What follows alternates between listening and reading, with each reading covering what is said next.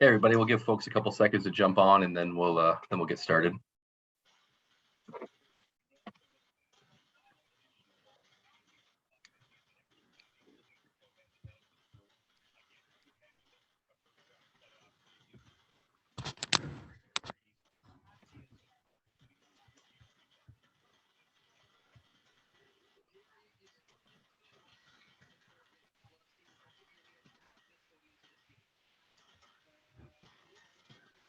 Are you still at the meeting?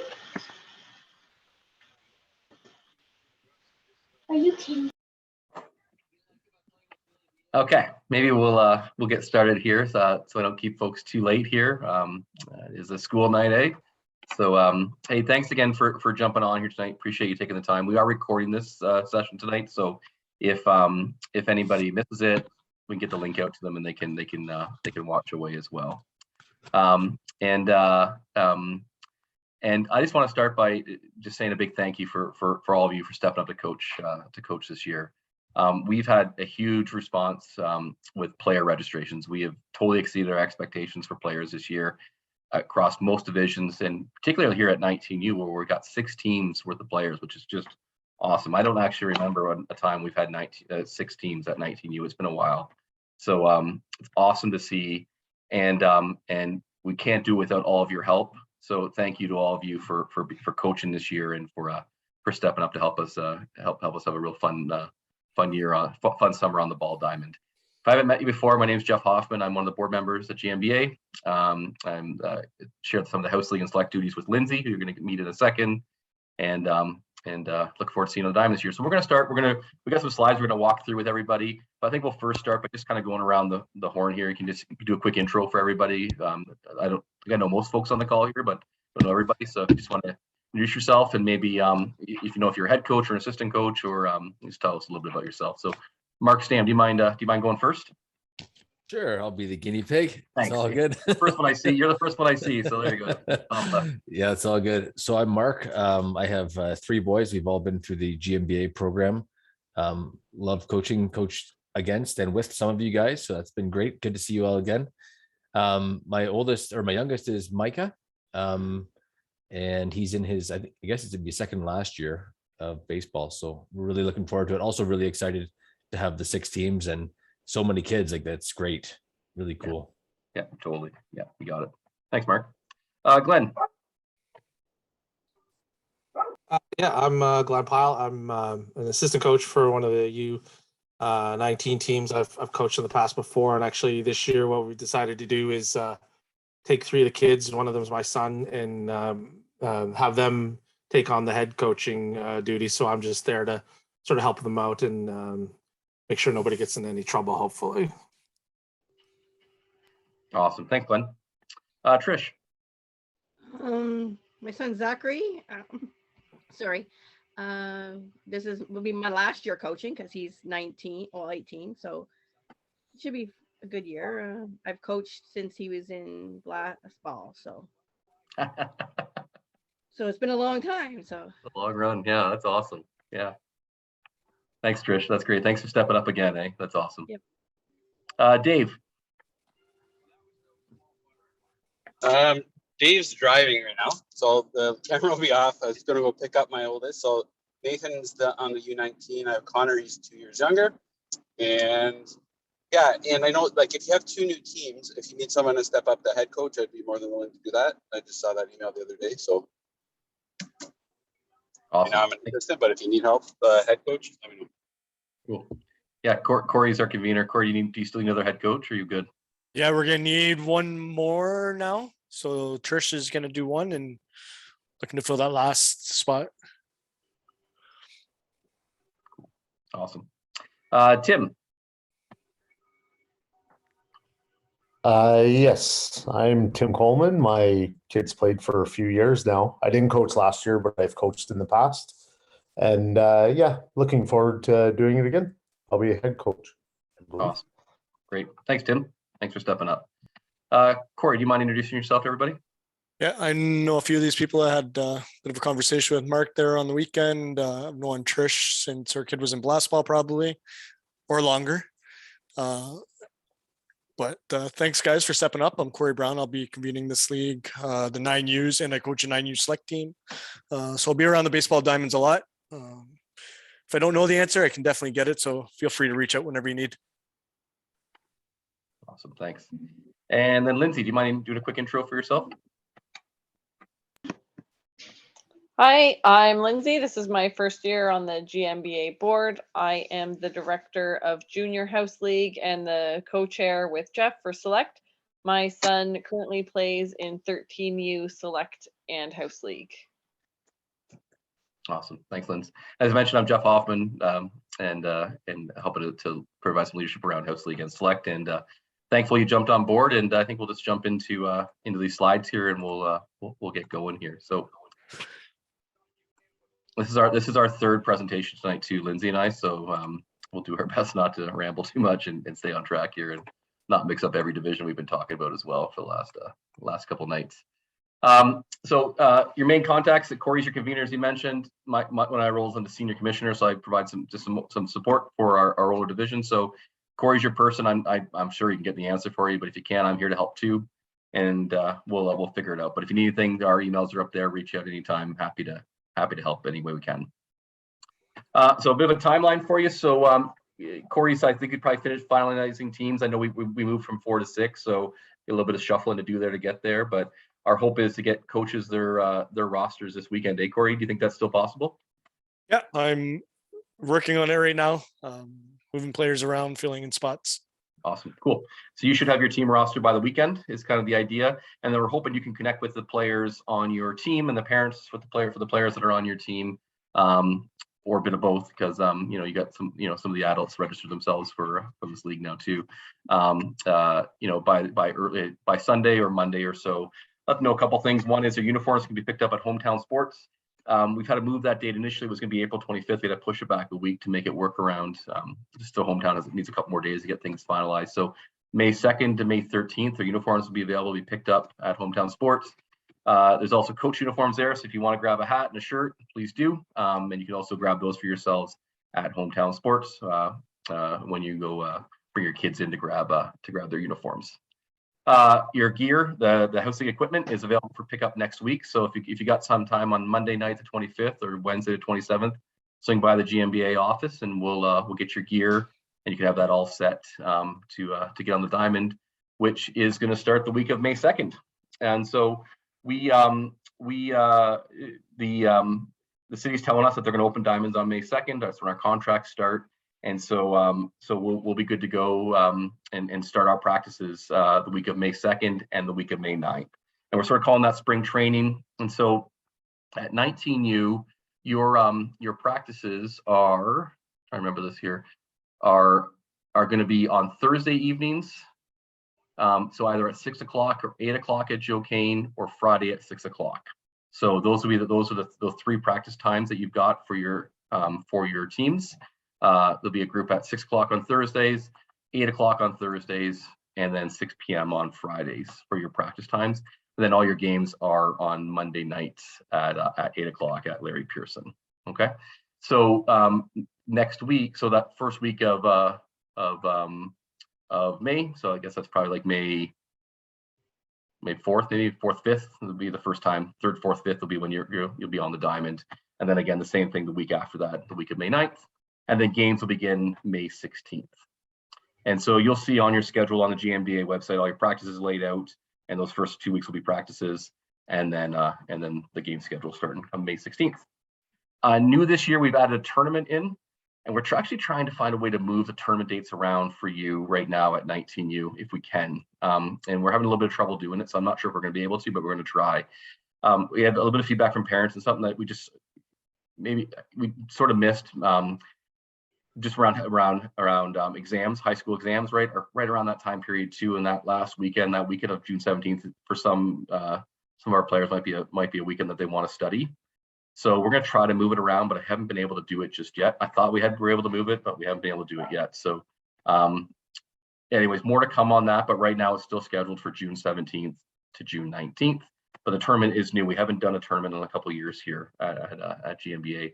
And then your playoffs for 19U will be July 23rd to July 27th. season will be done by then. We will not go into August like we've done in some other years. We won't have anything over the Civic Day weekend. Season will wrap up by July 27th, and our rain date is actually July 28th. So if we don't get it done by the 27th, it'll be done for sure by the 28th of July. So practices.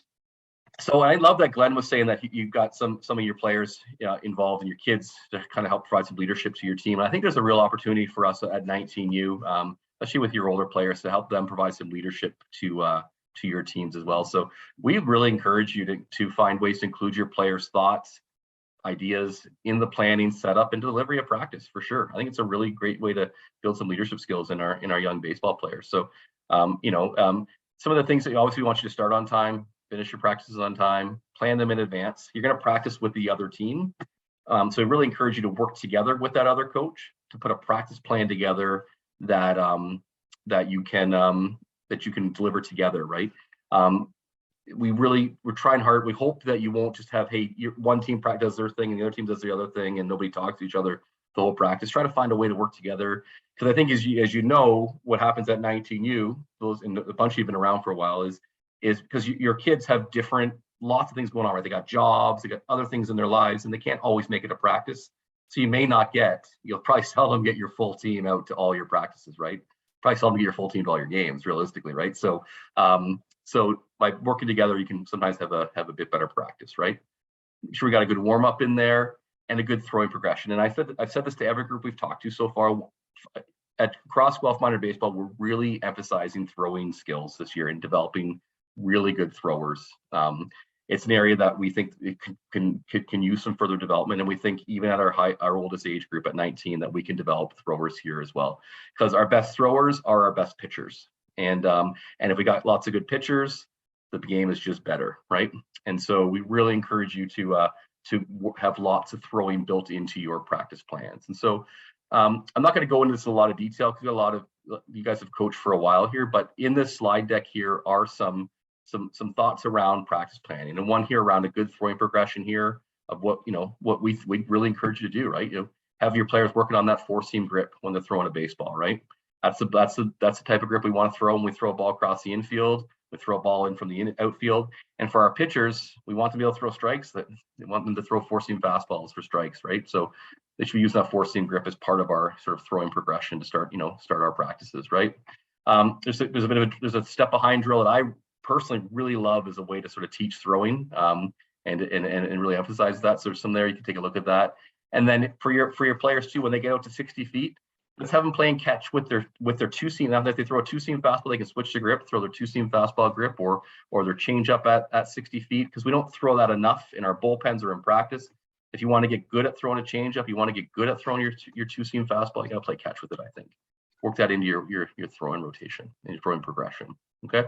And then we've added here the next couple of slides here, just some other ideas of ways to incorporate, to use the whole diamond and to really do it well when you've got multiple teams together. So you could have 20 plus kids together if everybody shows up to practice, right? And so if you're working on some infielding drills, instead of just having a couple lines going, hey, get 4 or 5 lines going with coaches hitting baseballs to players, right? And throwing balls initially back into the home plate area, and then you can progress from that, where you could have balls being thrown at bases. You can work on cutoffs, etc. But really incorporating the whole diamond with multiple coaches hitting at one time, throwing to different spots in the diamond, so nobody's getting cranked with the ball, but allowing for more reps to happen as well.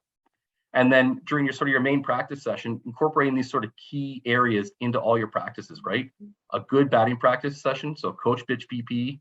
I encourage you not to use your pitchers for BP, because they're going to need to, unless you're just using that as a way to get them ready for the season, but they're going to be, you need them in your games, right? So you don't want to throw too many batting practice pitches, At Joe Kane, we've got an L screen there at Joe Kane. We're going to get you the combination for that L screen, pull it out, use it for your practices there.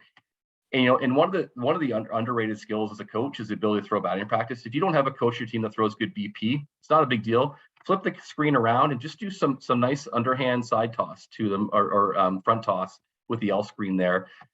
In my personal opinion, a well thrown front toss ball underhand is much better than a poorly thrown overhand batting practice pitch. You're still seeing a ball in flight, you're getting good swings off of that matters more than it does trying to see the ball overhand. So lots of swings. We like about 8 swings per round. Working some bunting in there. Work on some 2-strike hitting approaches with your players in the batting practice area. At your practice, have a bullpen going. We strongly encourage you to develop pitchers, and you're going to see when we talk about the tournament that you're going to need more pitching than you've ever needed before to work your way through the tournament and to work your way through playoffs. And so we're really encouraging you to develop pitching at all of our age groups. And so we would really like you to have a bullpen opportunity at every single one of your practices. Joe Kane's got two bullpens right there that you can work as part of your practice and work right into your plan. And that even if you got pitchers who are never want to pitch for you, say, I'm not a pitcher, coach, I'm not going to pitch.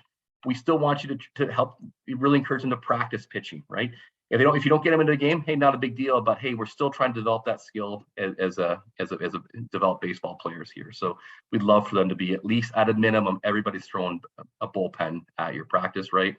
You could have players working on leadoffs, secondary leads, base stealing as part of your practice as well happening. You're going to see wiffle balls as part of your package this year. We might have to get them to you after you pick up your bags, but we've ordered wiffle balls for all the teams. So you can have another area of batting practice happening, right? So you got a coach pitch BP happening. Then you could have another coach pitching wiffle balls or throwing wiffle balls underhand, or you could have a player throwing wiffle ball BP to another player as well. Again, to try to get more swings at practice, right?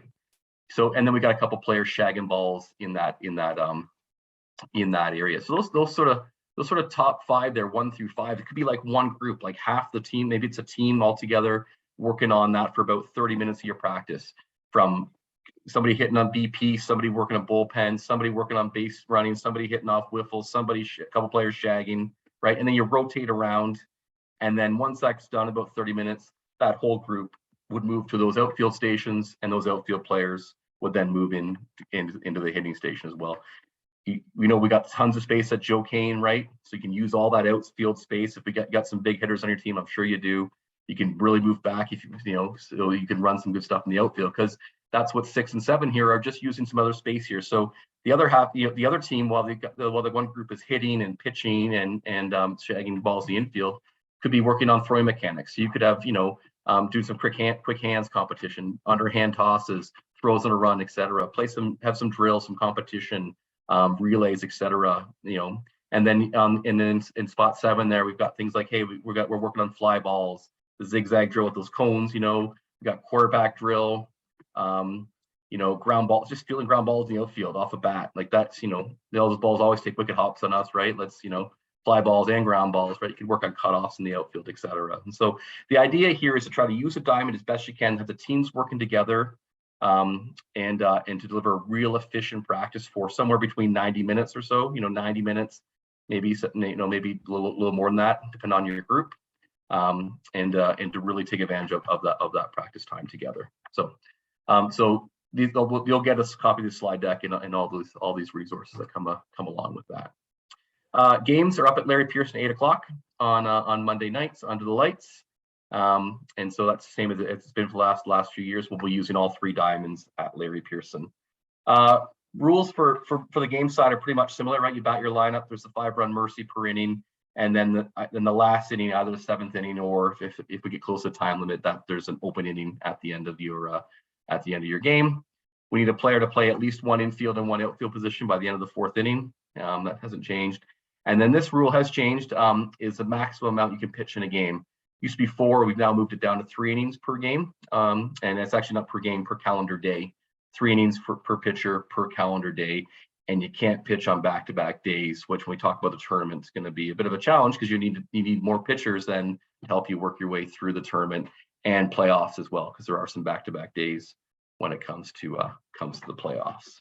Okay, so I'm going to I'm going to switch slides here, and I'm going to take a look at the rules here a little bit and just run through the rules in some more detail here for 19U. So just like they've been for the last few years, you can find the House League rules here under our About tab on the GMBA website, and down here under Rules and Constitution.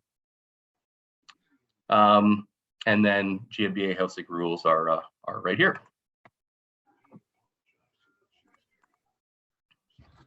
So under the general rules, we won't go through all these together here, but just a couple pieces here I just wanted to highlight here. You got to have a minimum 8 players to play your games. If you're running short, we got lots of players at 15U as well. Please reach out to Cory. He can connect you with Ian Dirk, who's a 15U convener. We'll get some call-ups up to your games and make sure that we're never nobody's having to forfeit a game because we don't have enough players there. We got lots who will want to play ball, and you got pretty good team sizes too, so you should be okay. But if you are short, please please reach out to Cory and then over to Ian. Want to just talk about weather briefly. You know, if a umpire sees any lightning or hears thunder, or if a coach sees any lightning or hears thunder, we want to shut the game down or practice right away. We can just head home. And you know, and if we're early on in the game, we're going to reschedule that game. Work with Cory. Cory will find you a date. We'll get that game rescheduled for you. If it's late in the game, we've played 6 innings, we might, you know, say, hey, that's good. We're good for that day. But you know, please don't push it because, hey, you know, we worry we're not going to get this game rescheduled. We really want to get all of our baseball in this year. We will get that schedule. It's not worth it if we run into any sort of weather. And to be frank, if one diamond pulls the plug at Larry Pearson, we probably all got to pull the plug, right? Because like, you know, we're all together. It's tough to say we didn't hear the thunder or see the lightning if one team's doing that. So and then we'll get you rescheduled if we need to. What else I want to show on this page here? The piece around the mercy rule. So 5-run mercy we talked about. There's an open inning at 19U, and then the time limit piece here, right? So your games are 7 innings long, or an hour and 45 minutes, and then in that 15U, so at 19U, any inning that begins after the hour and 45 minute mark will be considered the open inning, and then no new inning can begin after 2 hours. So you got a 2-hour time limit at 15U and 19U with no inning beginning after, and with any inning that begins after an hour and 45 minutes is that open inning. One of the other rule changes we had was that this hit batters piece. So we did change this rule. And so at 15-19U, it's now as if a player hits 2 batters in an inning or 3 batters in a game. It used to be if you hit 2 batters in a game, you had to come out of the mound. You couldn't pitch anymore, right? It's now if it's 2 in an inning or 3 in a game, you'll need to remove that pitcher from the mound. Okay. And then the other stuff too around 19U, just way down here at the end here, is primarily just around the pitch count piece here. So we've changed the rule to a maximum of 3 innings per day. It used to be 4 per day, 4 per game, and you could pitch twice in a day. And so we made this rule change for a couple of reasons. One is when we wanted to bring tournaments in this year, and we knew that, you know, if you were just playing once a week, having a pitcher pitch 4 innings once they've sort of built up isn't a big deal, right? They don't pitch again for another week. We're all good. But when you're in a tournament, you can't have a pitcher pitching 4 innings on Friday and then be able to pitch again on Saturday. You couldn't do that if you were a rep pitcher. If you're playing 19U rep, you wouldn't be able to pitch 4 innings and then pitch the next day. Your pitch count would just be too high. You would need a certain amount of rest before you can pitch again. There's no way we should be letting our house league players do that as well. And so we took a look at the rules. And the other piece too is we also really wanted to encourage you as coaches to develop pitching. It's something that's really important. So we made 2 changes to. We moved from 4 innings down to 3 innings for maximum amount that a pitcher can pitch in a day. And then we added this rule in that they can't pitch on back-to-back days. And so for tournaments, you're going to play a game on a Friday night. You're going to play 2 games on Saturday. And then the top 2 teams are going to play again on Sunday. So you got 3. And then the other rule change we've made for tournaments is they're going to be maximum 6 innings in length. They won't be 7-inning games as well for tournaments. So on a Friday night, you know, if all goes well, you would use 2 pitchers on Friday night, right? Those 2 pitchers can't pitch on Saturday at all. So Saturday morning, all goes well, you throw 2 more pitchers. Okay, they're great. You move on to your 3rd game. Now you need 2 additional pitchers. So to get through Saturday, in the very best case scenario, you need at least 6 pitchers on your pitching staff. Now, is it going to be perfect? It often isn't. So now you might need a 7th pitcher who can pitch, or maybe even an 8th pitcher. And you've got rosters of 11 or 12 players. That means that most of your team are pitchers. And so really wanted to encourage you to, throughout the season, work on developing pitchers, get them into your games during your regular season games, so that when it comes to your tournament and you're pitching that, you're playing that third game on Saturday, that's third game of the tournament, that second game on Saturday, you've got an arm that you've seen pitch in a game before, and that can get you some outs to work you through that. And we believe that the teams that will do the best in those tournaments will be the teams that have depth in pitching as well. And so that's why we've talked a lot about throwing in the practice piece of this of our discussion tonight, and this piece around developing pitchers in season as well. Okay, so that's a change. It's a bit of a change for you that have been around for a little bit while, and we're pretty confident that's going to be okay for you. But you will need to work hard really on to get your pitchers develop enough pitching across your team. So any questions about the rules piece before we jump back in here?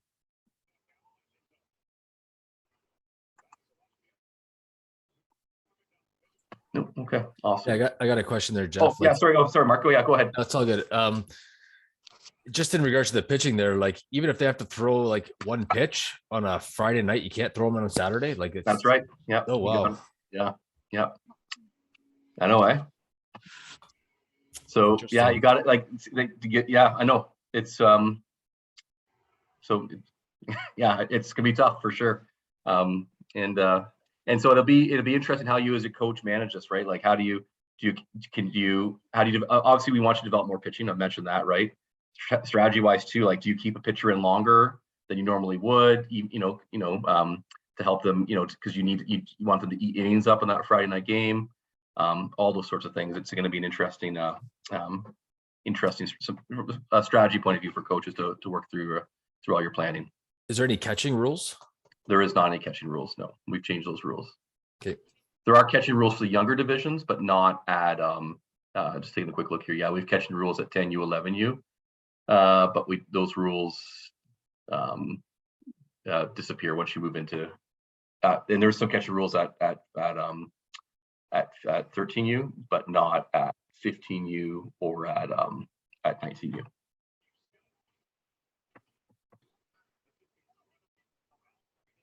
Cool. Yeah, good questions. And we certainly love your feedback too as you go through the season too. Like, did you actually have enough pitching? And we talked about a lot. A couple of folks who were on our committee who made this decision, so who've been around working in your age group. So Kevin Caron, who was your convener last year at 19U, he was part of our committee who worked on these rule changes, and Jim Price as well, who's been around for a while too. So we tried to get lots of different opinions around trying to balance pitch count, arm care, how much you pitch, the tournaments piece too, added a sort of a new wrinkle into it. And then us really encouraging you to develop more pitching too. So we'll see how this goes, and certainly love your feedback at the end of the season. So we already talked a bit about the tournament. We play a game Friday and 2 games Saturday, top 2 teams playing on Sunday. And the playoffs, we're going to work out the format exactly, figure that out because there are 6 teams, but what we know for sure is 4 of the 6 teams will advance to the semifinals. And then so there'll be lots of teams playing that sort of those extra game, and then maybe the second game to make it a championship game as well. But we'll work out that schedule for the playoffs shortly as well. Umpires. Hey, so a couple pieces I want to say around umpires. One is, across youth sports, every sport, there's a shortage of officials. It's a real crisis right now, and we're the same here at GMBA. We lose about half of our umpires, our first year umpires by the time they get to their 3rd year, but almost half who started with us are gone. And so, I think what I wanted to say to this group was that we expect, as coaches, we know you're positive and encouraging with your players. We expect that you please do the same thing with the other coaches from the other teams and our umpires as well, right?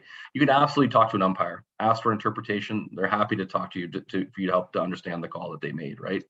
But if it gets to a point where somebody gets ejected and the umpire's got to make that call, what I'm hoping that you as the adults around here and the leaders on the diamond is that you'll make sure that it doesn't go to that next level. So if somebody gets an ejection, they take it, they walk away, and if they're still unhappy about it 24 hours later, they're talking to Cory or they're talking to me, and we can help to resolve it from there. But they're not taking it to that next level. They're not escalating to that next level with the umpires.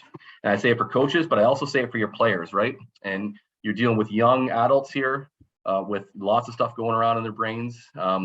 And I really encourage you to also protect your players too. So if you see something happening, try to shut it down before it happens, or if it does happen, they get the HEFO, don't let them escalate it any further as well. So it's an automatic 1-game suspension for anybody who gets ejected. That's going to happen for sure. And then if anything escalates beyond that, there'll be additional sort of discipline added in, through our grievance committee if needed as well. So I really hope we're not having that discussion this year with coaches or players. And I just, we're just looking for all your support. And I see a typo here. It's this is from our 15U slide. But the last piece I wanted to say too is, and this is totally cool to do, if you got an umpire at your game who's just struggling, like this isn't the right level for them to be umpiring, I really encourage you to talk to Cory or talk to me, and we can pass on that feedback. Adam Fanjoy, who's our umpire in chief, who's probably umpired many of your games before, and who's our president, he wants to hear this stuff so they can help develop those umpires, right? And I'll tell you a story. Like last year, one of my games, I had an umpire who, nice kid, he just was, the level of game he was doing was above his skill level. He wasn't ready to umpire at that level just yet. It wasn't his fault he got assigned to that game. That was on us at GMBA. And so I talked to the umpires and I talked to Adam and Fiona, had a conversation with the umpire. And I actually got that umpire again later on that season. And what they did was they sent him back to us, but with a more senior umpire with them who really was sort of there as a mentor to help that umpire through the game. And, and I think that's, and I saw him grow and develop a little bit because of that. So if you got an issue with an umpire, try to find a way to, keep it under your hat and bring it to Cory and I, and we'll deal with it and help you out from there. Okay. Okay.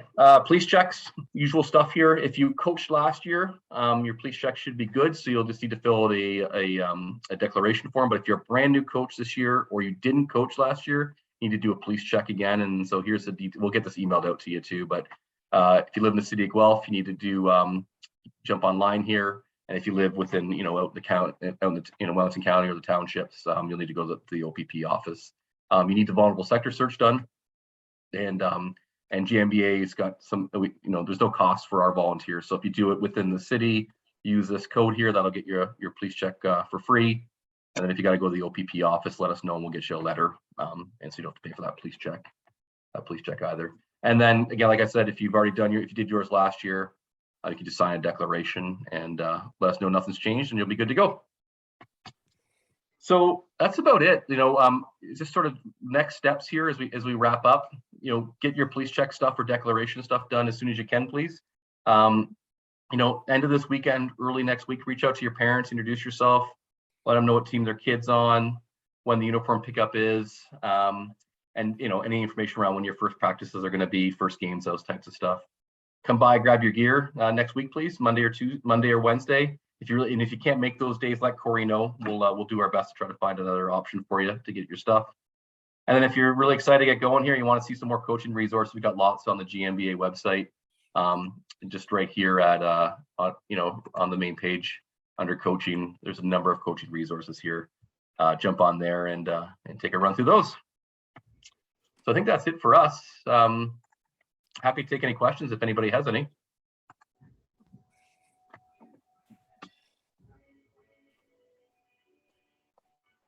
Silence. Yeah. We got folks who've been coaching for like 20 years on this group. We're good. Yeah, okay. Hey, again, thanks for your time tonight. Really appreciate you jumping on here. And again, thanks for stepping up to coach again. Really, really appreciate it. Looking forward to an awesome ball season, and can't wait to see you guys down at Pearson this summer.